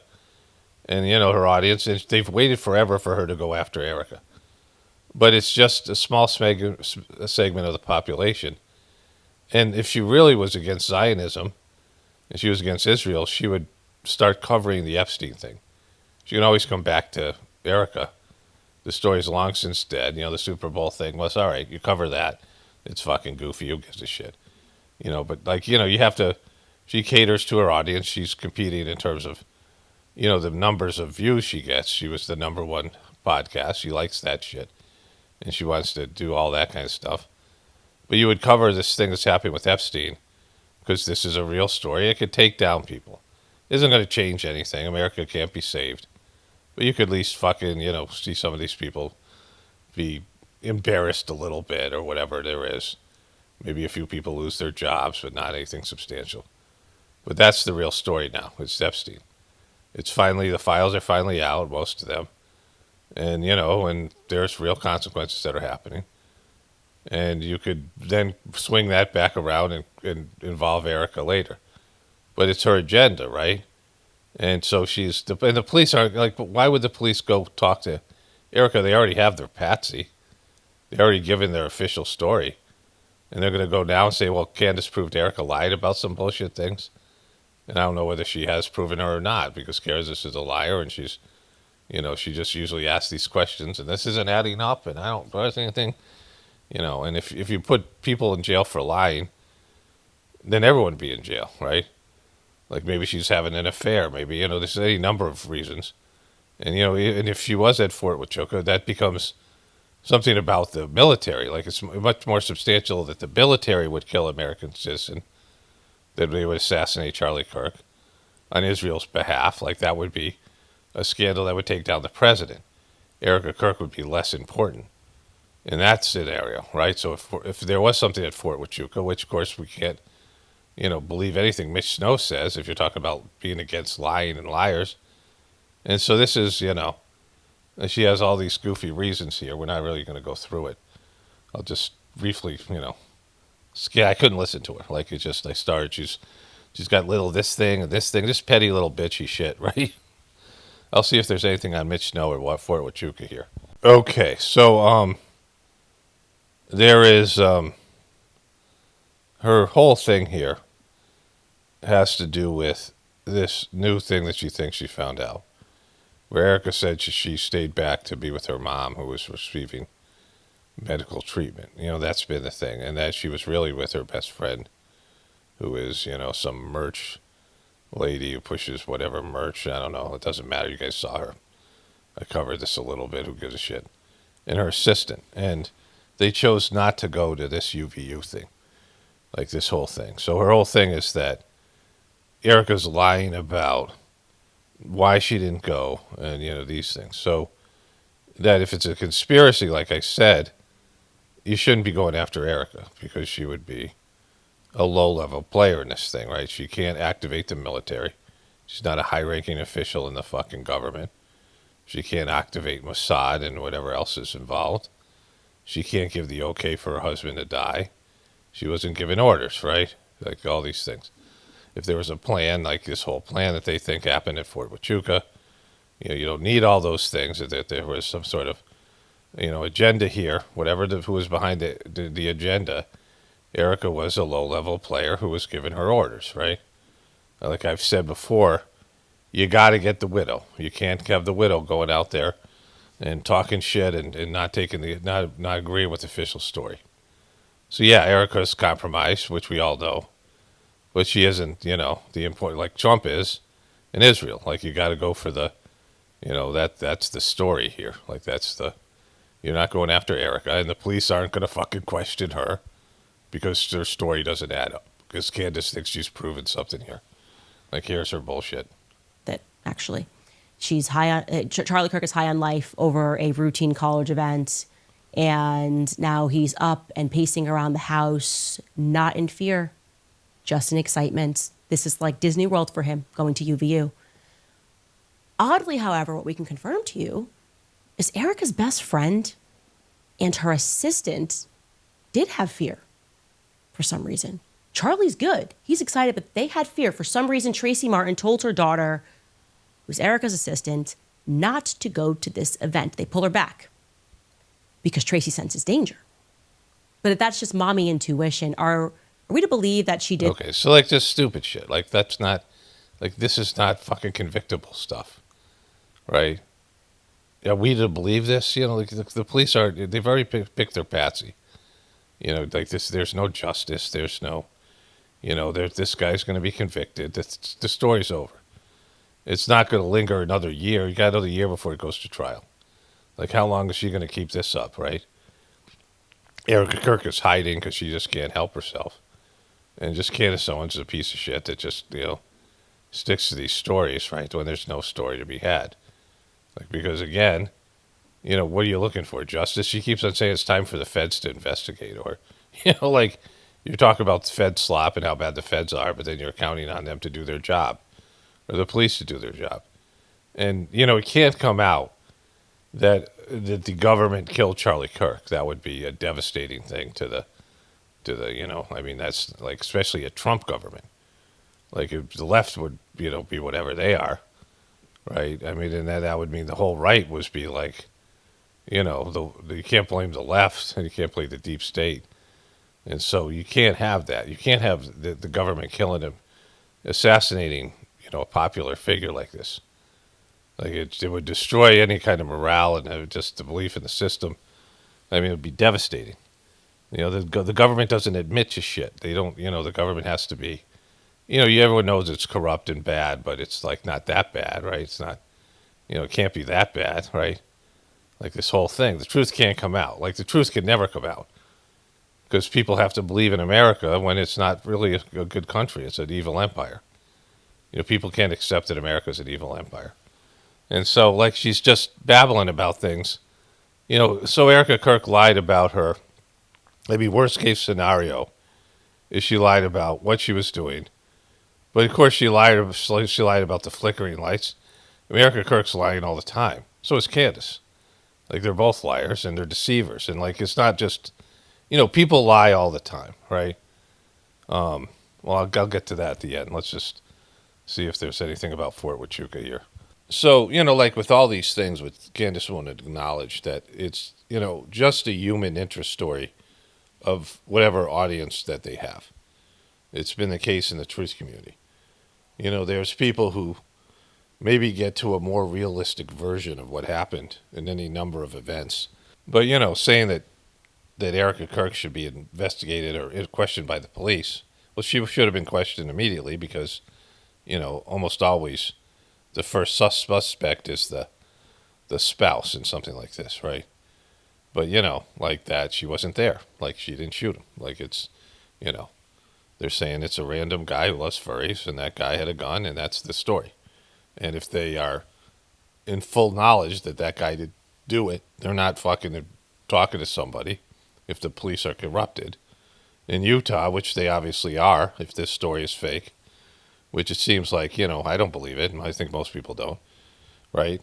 So they're not fucking investigating something else if they have a patsy, if they're given a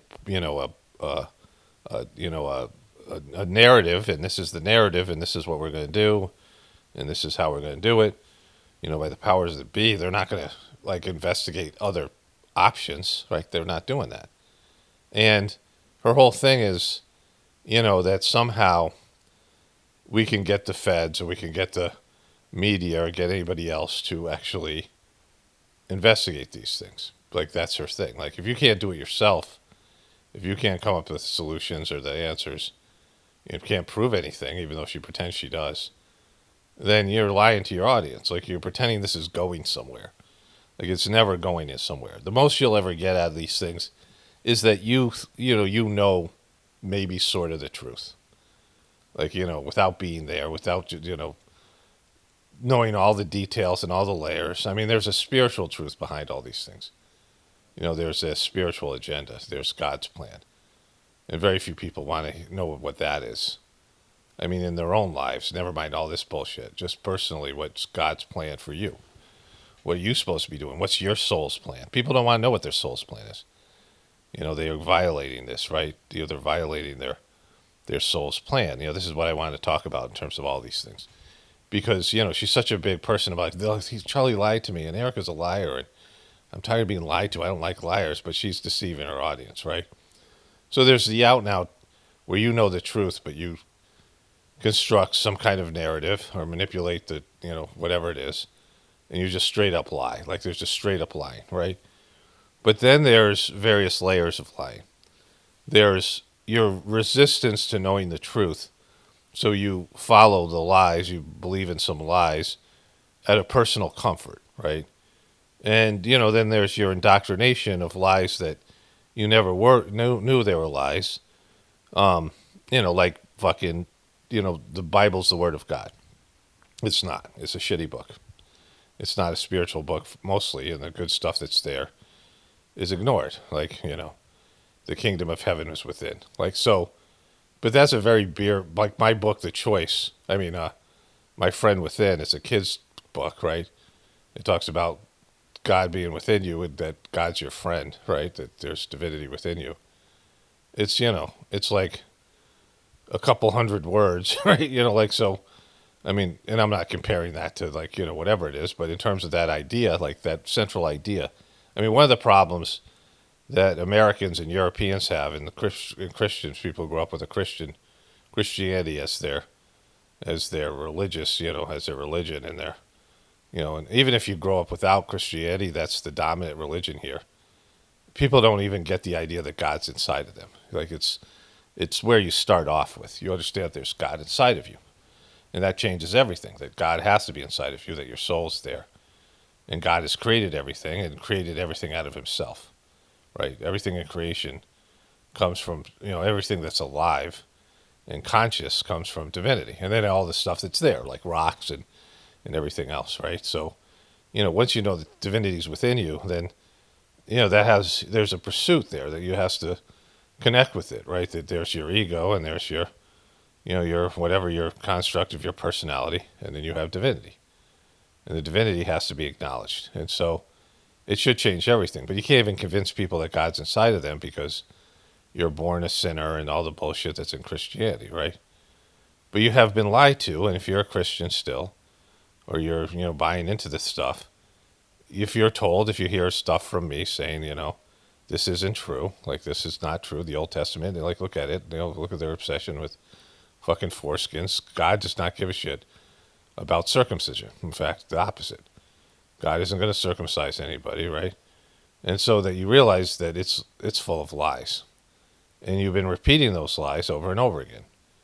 The Bible is full of lies, and your belief in heaven and your belief in, John 3:16, that the only way to get there is through Jesus, that's all lies.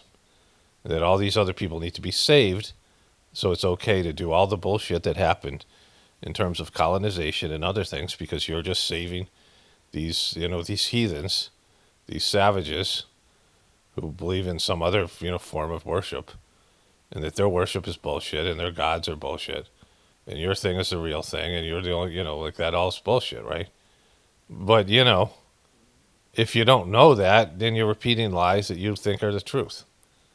And that's for the majority of people. That's the majority of lying, is people just repeating what they're told by the government, what they're told by the media, what they're told by their parents and school system, and just repeating historic lies. They're repeating, lies about history. They're repeating lies about, religion. They're repeating lies about. So how can you even tell the truth when you've been told lies your whole life? Like your whole construct of your personality has been about indoctrination and lies.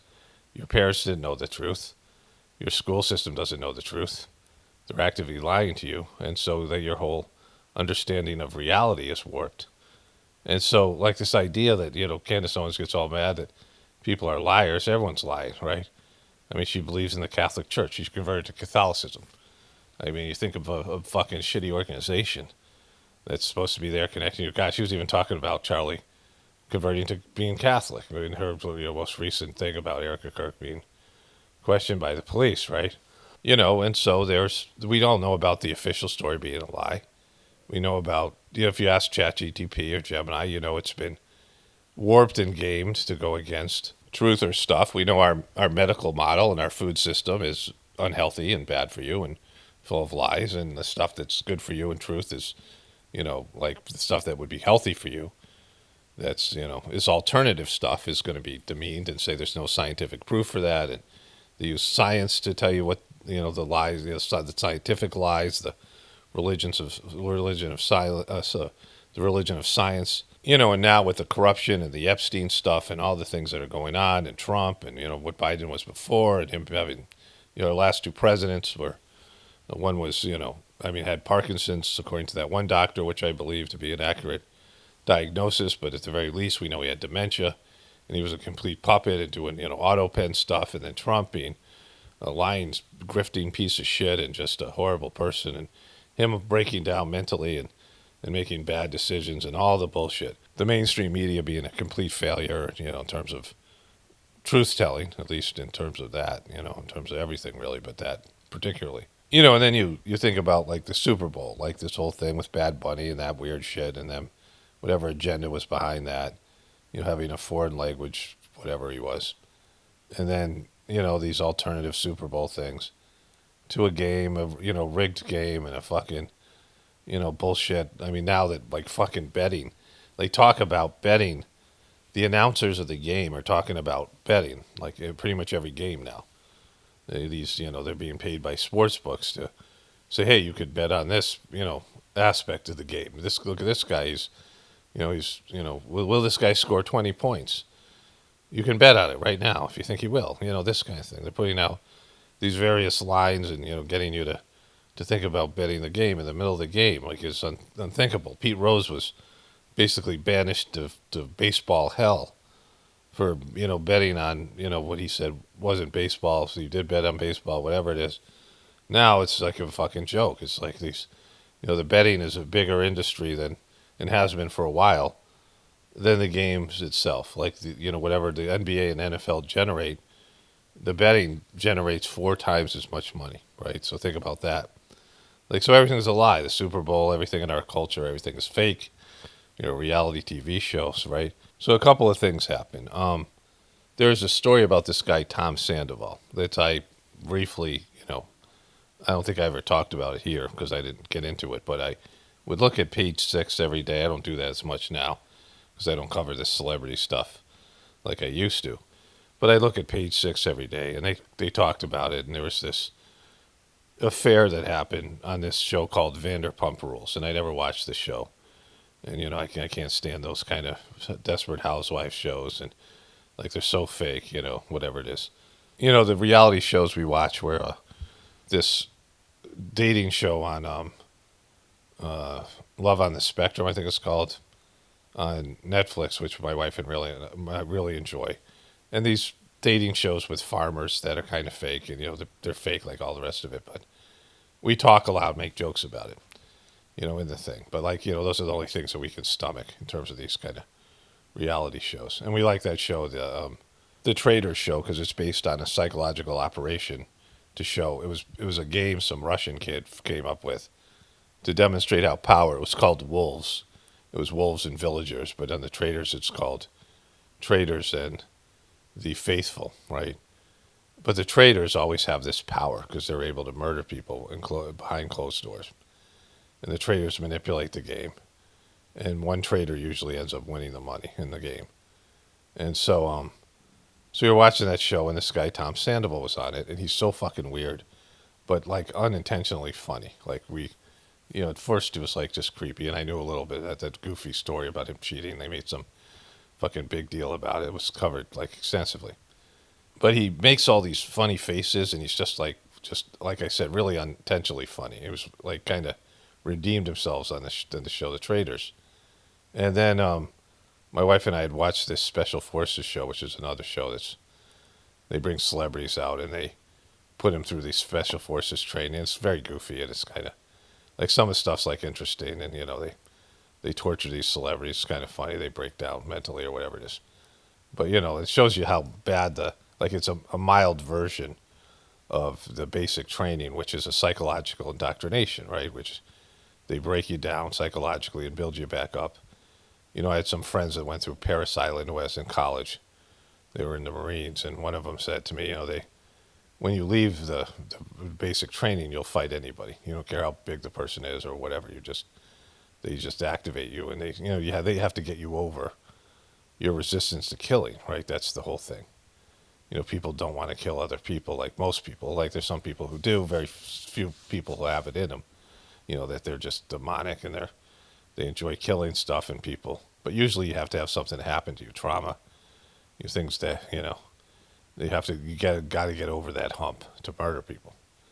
Like, and that's what war is, and, potentially murdering innocent people, right? Like this whole thing. That's why they get, PTSD and they get all fucked up because, the indoctrination wears off and you've done all this shit, right? When you come back from war. And these people get all like, they start feeling guilt and, these things, right? So this is, it's kind of interesting that they have this show for celebrities. Again, it's very reality TV show kind of stuff. And Tom Sandoval was on the second season. And he was funny in that, right? And so I said to my wife, let's go look at the Vanderpump Rules and see if, this whole thing, like this whole scandal. And he's funny in that too.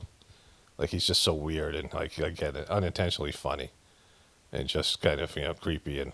But his expressions are great. Like, it's just whatever. And we saw that he was in a band because he has fingernails painted. And I looked up his music, and he's in a song with that guy, Isaac Cappy, who was a guy who ventured into the truth community and was a real piece of shit. And he, whatever happened with his death, and people think he was murdered, but he wasn't, like, he was a threat to anybody. He wasn't. Whatever it is, like, he lost his shit and he was just weird. And I'm like, look at these two weird motherfuckers, right? So we started watching this. Like, there was an episode where his girlfriend of 9 years, her name is Ariana Maddox, and I know these names because it was covered so much, right? And she finds a video, like, or he was performing in his, this is their story, right? They start off an episode, and then there's the follow-up, and we had to fast forward through some of it.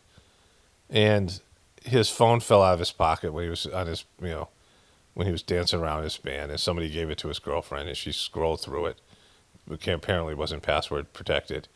And there's a video of him with this other girl, her friend, Raquel Levis, I believe her name is. And we were like, oh my God, this is so fucking fake. Like, it is really bad. Like, it's just so fucking fake. Like, reality TV shows are fake, but this is on a whole different level. This, I could see that show with Erika Kirk on it is also like this, where there's just a lot of manufactured drama. And so they proceed to have these different interactions with different people on the show. It doesn't take a rocket scientist to kind of figure out, like, who's who or what's what, like these people. And her friends come over and they just start bawling with her. This Ariana Grande, Maddox, she's just crying constantly. And all her friends are bawling, and oh my God, it's the worst thing ever. Everybody she goes to see, they cry, and it's all fake. It's like worse than Erika Kirk. And I'm like, oh my God, this was like, people were actually upset by this. Like, it's fucking so goofy. And Tom Sandoval's like the worst actor, and he fakes balls, and cries. It's just so bad. It's hilarious. Like, he's like, but I'm like, this is really bad. Like, this is, and there's just so much manufactured drama, and it's just absolutely fake. Like, if you see the scenes, like in the, just to watch the thing, I'm like, this is what people are watching. I know those Desperate Housewives shows are those, Real Housewives shows are like that worse. Of course, The Bachelor. Everything's so contrived and fake, and it's filled with drama, like just fake manufactured drama. And I started watching this show called Paradise, and I was wondering why no one told me about this show. It's a show on Hulu, and it's about this like president being killed, and it features a Secret Service guy. And within the first episode, spoiler alert, it's revealed that all these people are living in under a mountain after apocalyptic events in Denver, Colorado. Remember the Denver airport thing, right? And the way they did it, the way they unpacked it, it was really a great episode. The way they, put all this stuff, and the president is killed, like this idea that the guy who was president before they went to the underground Denver, and now he's this underground facility, and now he's president of this facility, but he's been killed. So this is like a this conspiracy theory, murder stuff, and they have other truther stuff in there, and they've been doing this for years, where truthers have this narrative, and they talk about how crazy conspiracy theorists are, but then they make TV shows and movies with these theories. This theory that there's this underground, under the mountains, shadow government, where the president and the leadership will go in a apocalyptic situation.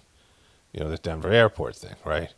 And there's these massive tunnels all over America, and some of these guys have videoed it. Some of these truck drivers who have gone through and delivered shit, that there's these massive tunnels that just lead to things, and that's been a theory there for a while. That is included in this show, but they take these theories and they turn them into fictional content, right? And so, so this first episode's really interesting. I tell my wife, like, I'm going to watch it, and then, if it looks like it's going to be good, and we'll watch it together if it's, But the second and third episodes are just all about drama.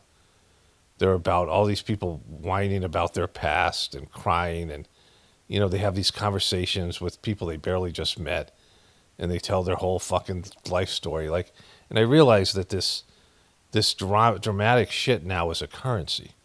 It's everywhere. Every TV show and movie is filled with drama. I don't know if it's post-Me Too and making more women in charge of writing, some of this feminist movement. But it's everybody being in touch with their lower level emotions, right? Like like this whole thing with Erika Kirk and her crying and this fake shit that people do. And, some people are still lapping it up, right? Like, it's all performative. And, there's, like I've said before, there's difference between emotion and feeling. The pain that you feel in your heart, the compassion, the love, the craving for God, I mean, when there's real love there, the love that's so evident when there's separation, and ultimately separation between you and God. Like that's the ultimate feeling of love, but also the separation between you and your loved ones. Somebody dies or there's distance between you, and you could feel the pull of your heart, right? The feelings you feel in your heart. And many people don't feel those real feelings. And then there's lower level emotions that are based in your gut. And that's anger and jealousy and, these things. And, lower levels of, whatever it is, like selfish kind of stuff that are based in appetites, lust and things like this. There's these lower chakras that are there, right? There's a chakra for your, your gut, for your your appetite for food and, these things. And a lower point, I think it's called the Muladhara point, that's in charge of your sexual energy, right? It's a spiritual point, power point. These points that are along your base, with the Kundalini and then going up through these various points to you. But, this lower level stuff. And people who feel lower level emotion, which is, these gut-based, ego-based emotions, and then there's the feelings of your soul. Compassion and empathy and things that are of a higher nature, that are selfless. And, love is, can't be controlled. Love is there. And, like, people have gotten away from those higher, those higher feelings and are focused on this emotional intelligence. It's pushed for, like people, God, I know what's gone on with me. Here's my trauma. And this is what's, this psychological bullshit. And you have these conversations in these shows that just wrecks these shows, right? Like you have a show that has a good premise, this idea of an underground city, and they just get into personal drama and just, traumatic events. And even on that Special Forces show, they'll take one of the fucking celebrities in and they put a fucking mask over them, like a bag over their heads for no reason. This is just like ways to manipulate you psychologically. And then they bring the person in and they try to make the person emote and cry about some bullshit. I'm like, what does the fuck does this have to do with being a special soldier, right? They, it says like my mom died or, my kid was sick or I'm, having a, they have some bullshit reason. Like, and the celebrity breaks down and cries, and it's like that JoJo Sweeney was on that show. And they all go in there, and they're talking to these special forces guys that are belittling them and breaking them down and telling them they're pieces of shit and trying to break them psychologically. And then they have this moment where they, bring them behind closed doors and find out what makes them tick, and they try to get to the core trauma, this dramatic emotional intelligence that it's just lower level shit. It's superficial, and it's, it's now a currency. It's everywhere. Like there's content from, the Me Too movement through, COVID and all these things and all that stuff that's happened. It's filled with this emotional intelligence and people, talking about their whole bullshit, right? This just superficial bullshit. Not getting to the depth of their true feelings and their true purpose in this world. And so everything's dumbed down in this way. Most of it's fake and staged and gay. And the other thing is, like, all the guys on this show, this Vanderpump Rules, they're dating women. I've seen some of these clips from some of these other shows, right? There's a woman, and she was breaking up with her husband. And I forget the name of the show. It was one of these fucking reality shows. And I'm like, that guy seems gay. And these guys all on the Vanderpump Rules, like Tom Sandoval, clearly is possibly a gay dude. He's sort of, less so than these other guys. But they're all, he's got these painted fingernails, and he says in one of the interviews that, the relationship had died, and he was more like Ariana Maddox's gay best friend, right? When he's talking to that guy who does the New Year's Eve, whatever his name is, Cohen, that does the New Year's Eve with Anderson Cooper. Like he gets into it, they do that show at the end where they try to clarify all the things that happen. But it seems like most of the guys on this show are gay, and I don't know if it's just a lack of testosterone. I mean, it's just all these guys at TPUS gay. I mean, this generation, where these guys seem very effeminate and very, weak and, whiny and just, like, no testosterone, right? Like, it's just, they're all like that. Like, it just seems like they're gay because they're just not like men anymore. There's no, these are younger generations, or is it they're just picking guys who are effeminate to more emasculate men? Is it some kind of agenda? But anyway, it's all fake, and it's just, it's all ego driven and just this, like, I mean, some part of you, like, of course, there's real trauma and people have to process things, and you have real things coming in terms of these things I call samskaras. They're not that I call them, that these things from past lives, and you have these unresolved issues that you have to process and master in this life, right? Whether it be addiction or just tendencies you had, like you have to get over those tendencies, and that's why things happen to you. Like they're repetitive situations that you haven't yet figured out. You haven't cracked the code. You haven't mastered it. You haven't graduated from those issues, and these things that block your connection to your divinity and keep you from finding your spiritual path. And so there's these life in and life out, repeating the same mistakes and problems until you finally get it, and you give something up, or you distance yourself, you conquer something, you master this problem, and then you can put it behind you. You can leave this whatever it might be, like an addiction. You no longer you no longer have an addiction, or you no longer have suicidal tendencies because you push through it and you overcome something, right? But most of this stuff is just about self-involvement, egotistical involvement, and just thinking more about your lower tendencies and your ego and your hurt feelings and your beliefs and all these things I talk about. Your beliefs don't mean anything. They're not, they're not you. They're just whatever. And they're all based in lies and deception anyway. Based in indoctrination, based in your personal prejudices. These things don't, your beliefs don't, that's why I talk about this all the time. Like, I don't believe in beliefs. Like, people's beliefs are not important. It's what you're here to do. Like, you have one thing to do and figure out what that is. You have a role to play, and you have some service you can do for divinity, and you figure that out, and you do it to your best ability, and nothing else really matters. You have a goal, and you figure out what your goal is, you figure out what your role is, you figure out what your responsibilities and duties are, and you execute those things, sacrificing whatever personal issues you have, whatever personal desires you have, and you do what you're supposed to do. And that's just totally fucking lacking.